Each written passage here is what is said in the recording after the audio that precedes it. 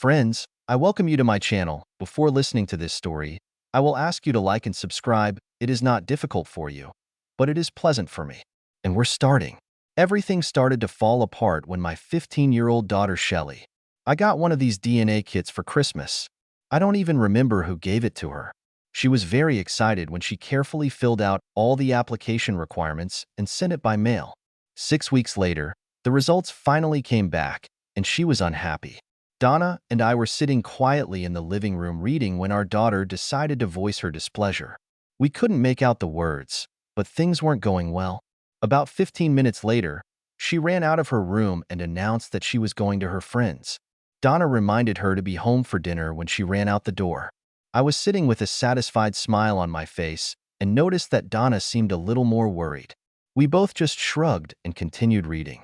Donna and I got married 18 years ago, right after I finished my residency. 5 years later, I was considered the leading gallbladder surgeon in Tri-County. I had so much work that I could handle, and life was good. And then everything went to hell. We were at a social event sponsored by Donna's company, Gilbert Enterprises, when I had some kind of seizure, as a result of which I developed neurological tics similar to Parkinsonism. It wasn't Parkinson's disease, but something similar.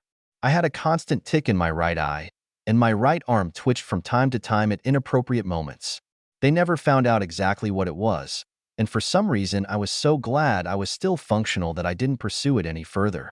However, my days as a surgeon are over, so I found a new position as a radiologist.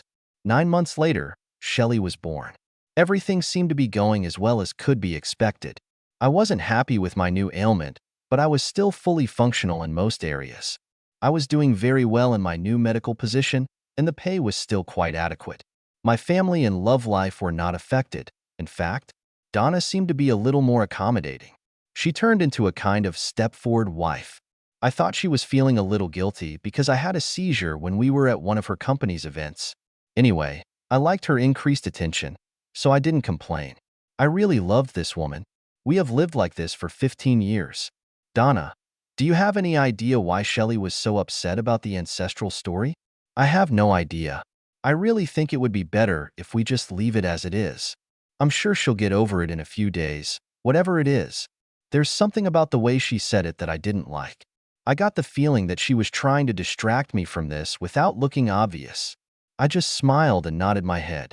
I didn't read much for the rest of the evening, but I thought a hell of a lot. I tried to connect Shelly's attitude to anything else that might be going on, but nothing came up. Apart from the usual quarrels that happen in all families, we were in good shape.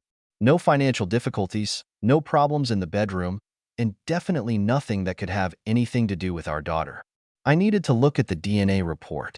Donna went to work, and Shelly went to school. I stayed at home.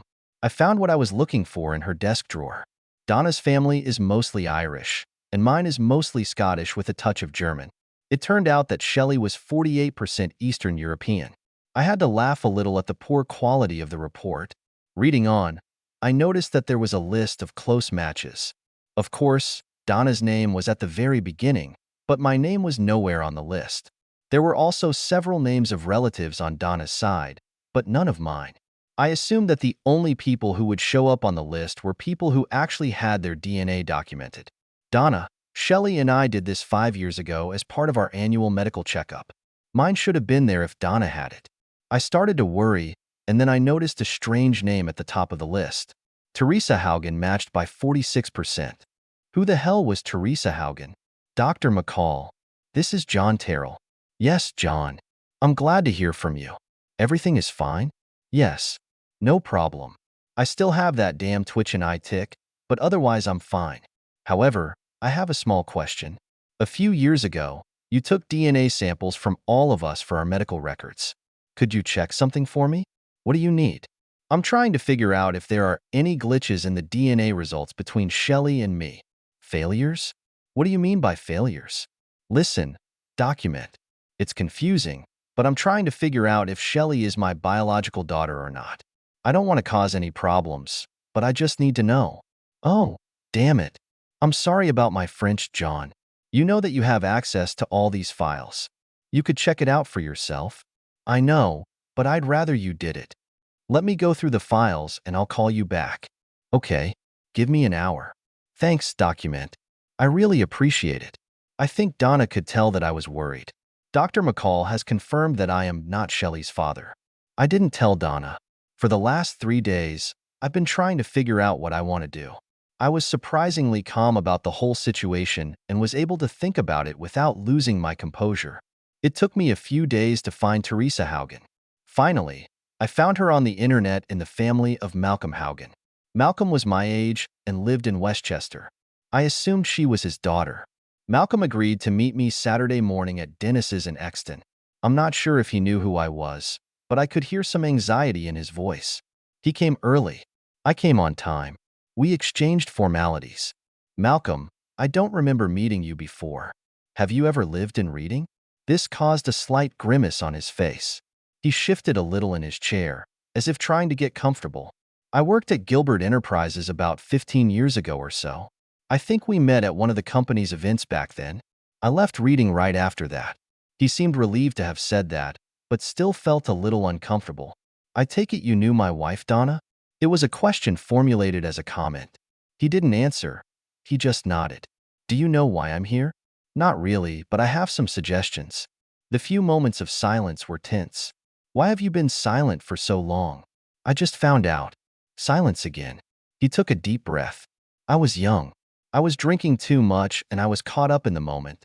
I know it's not an excuse, and I know it was wrong. I think that more than anything, I succumbed to peer pressure. Donna, your wife, was one of the most charming women I've ever met. I knew she was married, but no one seemed to care at that moment. Who else was there? He was still fidgeting a little. The three of us were from the engineering department. Freddie Springer, Clayton Mankey, and me. Donna was very friendly with all of us, and we had a great time. There were a lot of hints around, and some of them were getting serious. Has anyone even thought of me?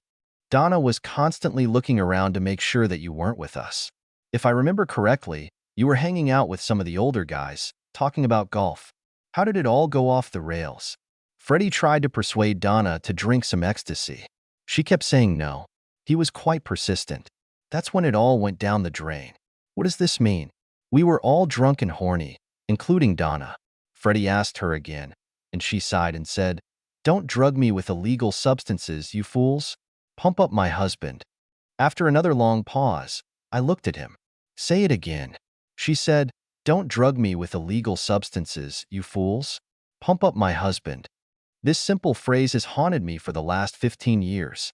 It was so cold and calculated that I couldn't believe it. What happened next? Freddie brought you a drink a few minutes later. You fell asleep on one of the deck chairs, and we all went upstairs. It was only when we came down an hour later that we found out what had happened to you. What do you mean? It looks like you had a bad reaction to the medicine that Freddie gave you, and they had to take you to the hospital urgently. Donna didn't even know about it until you were gone. I didn't say anything. First thing Monday morning, I quit my job and returned home to Westchester. I found a new job, got married, and now I have 3 children. I never returned to Reading again. I never saw Donna again. I've always regretted what happened, and I'm really saddened. I do not know what else I can say or do. I asked the waitress to bring us a full pot of coffee. Malcolm, have you ever taken one of these bloodline tests? No, but my daughter Teresa did it a few years ago. Is there anyone else in the family? No, just her. She got it as a gift. Why are you asking? Your daughter Teresa and my daughter Shelley are stepsisters. I watched as Malcolm sat motionless, not breathing. Finally, he blinked and took a deep breath. I watched him for a few moments until tears welled up in his eyes. His head was slowly swaying from side to side. Are you okay? No, it's not like that. The worst night of my life got even worse. I can't believe this is happening. It will destroy me and my family. I've tried so hard to make sure nothing like this happens again, and then it comes back and bites my ass. How much worse can it be? We sat in silence for a few minutes. Malcolm, what happened to the other 2 guys? Freddie died in an accident on the Schuylkill Expressway. Clayton is an alcoholic and lives in the rectory in Fishtown. I haven't seen him in years. Malcolm, I want to thank you for your time and your honesty. I'm not looking for anything else, and I don't have the slightest desire to take revenge or desire retribution. You can relax. I will not harass you or expose you. It's nice to hear that, But there's another problem here. What about your daughter, or should I say my daughter? What if she figures it out and wants to contact me? What should I do? I don't want to offend or embarrass anyone. Do you have any suggestions? I will help you in any way I can. I won't initiate anything, but if it comes up, I'll be on your side no matter what happens. I'm not a vindictive person. I'm not happy with what happened, but I'm not going to ruin my life by dwelling on it. Just in case, you might want to prepare your wife so that you don't get caught off guard. My daily life has become unbearable. Every time my hand twitched or my eye blinked, I was reminded of my wife's betrayal. Every time she was overly sweet or accommodating, I cringed.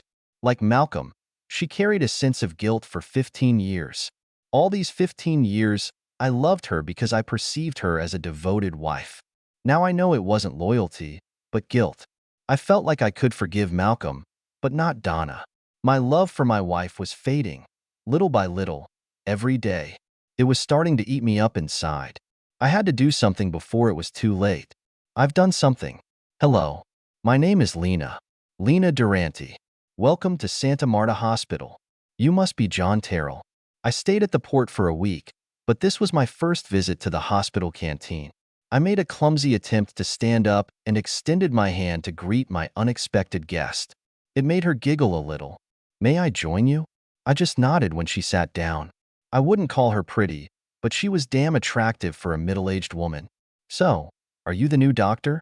I am glad to see you as part of the team. Have you settled in? She was obviously local, but she spoke perfect English, as did most of the staff.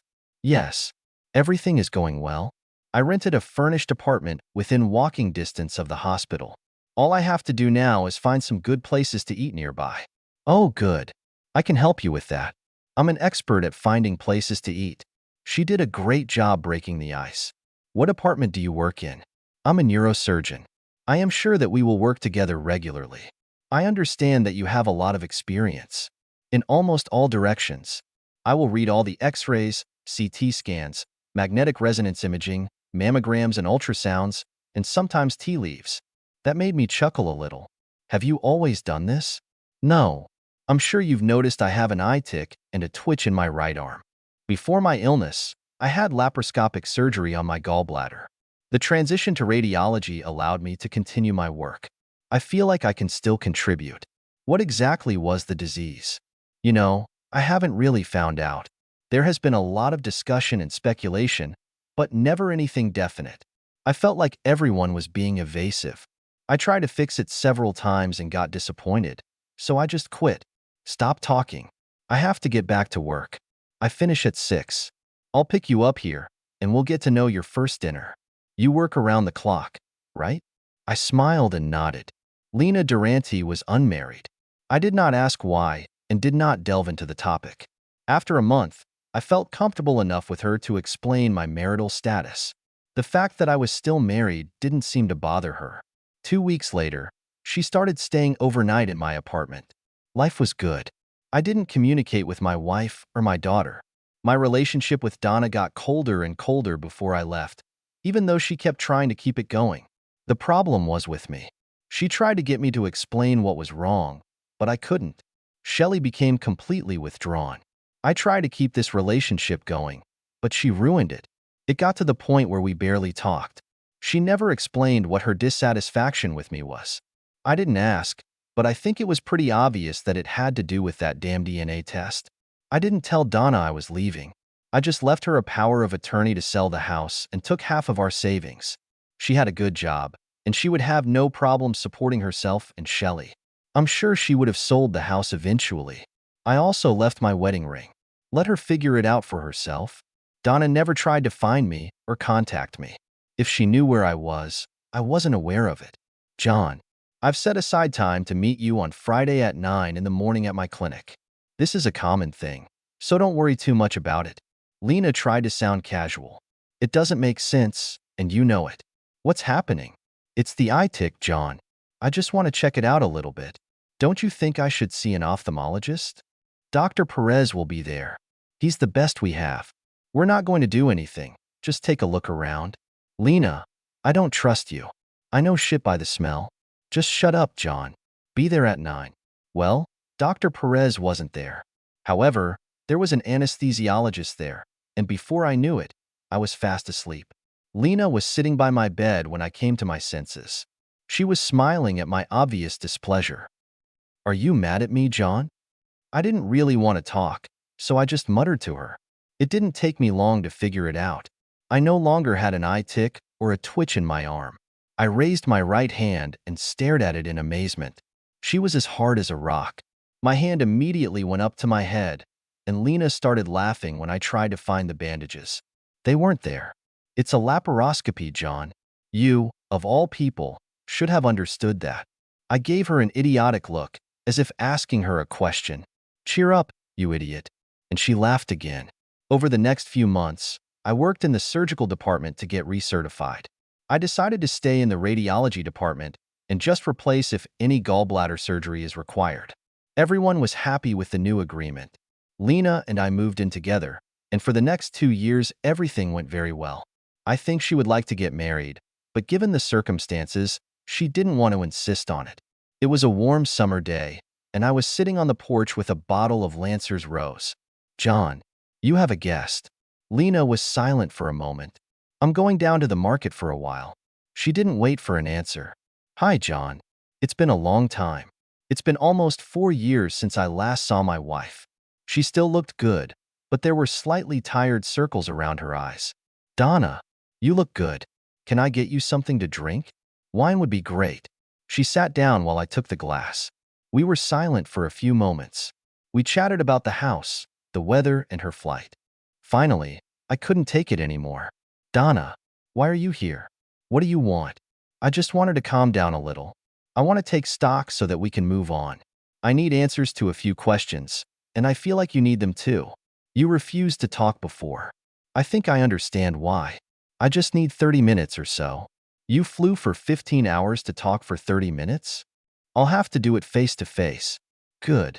Go on." "After a year, I realized that you weren't coming back. I sold the house and rented a small apartment for myself and Shelley. It's a check for half the house." She put it on the table between us. "I filed for divorce, refusing the money. It took a year, but the job is done, and everything is clean. Now you are free to do as you please." She put a second document on the table. "Shelley is engaged and getting married in a couple of months and asked me to give you this invitation. She was hoping you could give her away. She'll totally understand if you decide not to do it. She understands that her behavior has been inappropriate in the last few months and apologizes for it." The invitation was joined to other documents. "I wanted to thank you for the checks you sent to Shelley's college account every month. It really made a big difference. Under the circumstances, I did not expect this. It took me by surprise. I've never sent any checks. However, I had an idea where they came from. Of course, I was hoping to find out exactly why you left, but I'll understand if you refuse to tell me. If you still decide not to say anything, can I at least answer some questions for you?" She paused and took a sip of wine. I decided it was my turn to speak. "Donna, I didn't want half the money for the house, but if it makes you feel better, I'll gladly accept it. I didn't bother filing for divorce because I had no intention of getting married again. However, things have changed now, so divorce is welcome." "I understand. She is very beautiful. I don't think it would be appropriate for me to marry Shelley off at her wedding. I think the honor should go to her father." When I finished this sentence, Donna dropped her glass of wine on the tiled patio floor. There was a sigh as her mouth opened slightly. It took me a few minutes to raise my glass, and she pulled herself together. She seemed to have difficulty choosing her words. "John, I don't want to be a sly fool or anything like that. And I'm also not trying to be evasive or defensive, but who are you suggesting I contact? What about one of the 3 guys you made love to the night I had the attack?" Fortunately, she didn't have a glass in her hand this time. After about 30 seconds of incoherent mumbling mixed with sobs, she finally blurted out, "I think I made a mistake by coming here. I was hoping for closure, but not like this. I think I should leave." She started to get up, but I insisted on sitting her back down. "No, you won't do that. You've opened this can of worms. Now finish what you started. You felt that by coming here with open arms, you were on the right path. It was done to make me feel like shit for leaving my wife and daughter. I'm sorry, But this dog doesn't hunt. Why don't you tell me all about it, including why you hid the medical report?" Just at that moment, Lena returned and noticed what was happening. "Oh shit, John. What the hell did you do?" "Nothing. We were just talking about old times, and she fell apart." Lena took Donna inside and put her on the couch. She made a wet compress and gave her some pills. "I stayed away. I was a bad guy. How the hell did this happen?" "I went to the kitchen and got a superside. The wine didn't spoil the taste." "John, why don't I talk to her? Maybe she won't be so upset." "You must be pretty drunk. Is there anything specific you want me to ask her about?" "Yes. A couple of questions. I already know the answers to some of them, but I'd like to see if she confirms them. I just don't know the others." "Ask her the names of the 3 guys she had love with that night. Has she seen them again? See if you can find out if she had other boyfriends and at what other times." "Just curious." "Ask her why she hid the medical report about my seizure. Ask her why we didn't have any more children." "Stop. There is too much information. It's a bit overwhelming." "I'll do my best. Why don't you go out on the patio and relax? Take a couple more bottles of beer." I fell asleep, and 2 hours later Lena was shaking me to wake me up. I gave her a sedative. She will spend the rest of the night in the guest bedroom. Did anything productive come out of it? Once I got her to start, I couldn't stop her. The only thing she remembers about the 3 guys is that one of them was named Freddie. He tried to force her to take some illegal substance, but she remembers that she continued to refuse. She didn't admit that she advised him to drug you with illegal substances. I don't think she'll ever admit it. "So, how was the love?" She didn't say, but from the way she described it, it must have been pretty good. "It looks like it was a one-time occurrence. I do not know why she did it. I haven't been able to get any hints of any other infidelities. She never saw or heard from these guys again. She suspected that one of them was Shelley's father, but never found out again. She was scared when Shelley got a DNA test kit for Christmas, but she didn't know how to handle it. She assumed that you understood that, and that's why you left." "Wow. A good resume. That explains a lot." She also asked why you don't have an eye tick or twitch anymore. I explained to her that it was easy to fix and should have been done many years ago, but the diagnosis was hidden for some reason. This caused another fit of sobbing, so I just left her alone. She should sleep until morning. It's hard to believe, but I once loved this woman.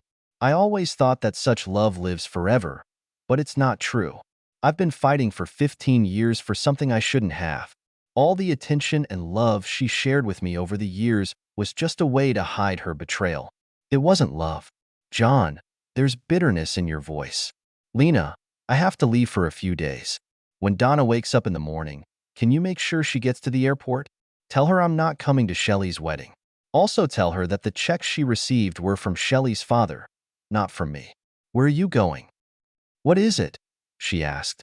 "I don't know. It's only for a week or so. You'll be here when I get back, right?" "Of course I will. Promise me you won't drink too much. Call me." That's how this part of my life ended. I never saw or heard from Donna or Shelley again. Lena and I didn't get married, but we bought a nice little villa together near Porto. I decided to take up oil painting after watching several videos by Michael James Smith. I'm actually pretty good at it. The villa really had a nice little studio. Lena gave me a DNA test kit for Christmas. It's not funny. End.